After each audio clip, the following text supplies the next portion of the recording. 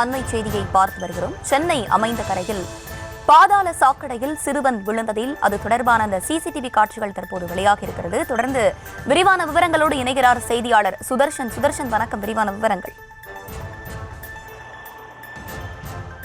வணக்கம். சென்னை அமைந்தகரை சாலையில நடுவே பாதாள சாக்கடையுடைய மூடி திறந்ததுனால 12 வயது சிறுவன் கால்வாயில் விழுந்து விபத்துக்குள்ளானது. இந்த நிகழ்வு பெரும் பரபரப்பை ஏற்படுத்தியிருக்கிறது.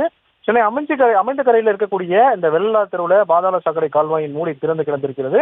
பட்டப்பகல்ல கால்வாய் மூடியை திறந்து விட்டதோடு மட்டும் இல்லாம முன்னெச்சரிக்கைக்காக எந்தவித அபாய எச்சரிக்கை பலகையும் வைக்காமல் ஒப்பந்ததாரர்கள் பணி செய்து வந்திருப்பதாக மிகப்பெரிய குற்றச்சாட்டானது இருந்து வந்தது. இந்த நிலையில தான் வழியாக 7ஆம் வகுப்பு படிக்கும் ஒரு 12 வயது சிறுவன் தனது நண்பருடன் நடந்து வந்திருக்கிறார். நண்பர்களுடன் பேசிக் கொண்டு வந்த போதுதான் சாலையின் நடுவே பாதாள சாக்கடை கால்வாயின் மூடி திறந்ததனால் எதிர்பாராத விதமாக அதில் விழுந்து விட்டான். இதனை பார்த்து அதிர்ச்சி அடைந்த சிறுவனுடைய நண்பர்கள் கூச்சலிட்டதால் அக்கம் பக்கத்தினர் ஓடி வந்து அந்த பாதாள சாக்கடையில் விழுந்த சிறுவனை ஏணி மூலமாக மீட்டிருக்கிறார்கள். இதுல சிறுவன் ராஜனுக்கு இடது காலில் வீக்கம், காயம் ஏற்பட்டு அதிர்ஷ்டமாக உயிர் தப்பிக்கிறான். இந்த தொடர்பான சிசிடிவி காட்சி தான் மிகவும் பரபரப்பாக பேசப்பட்டு வருகிறது.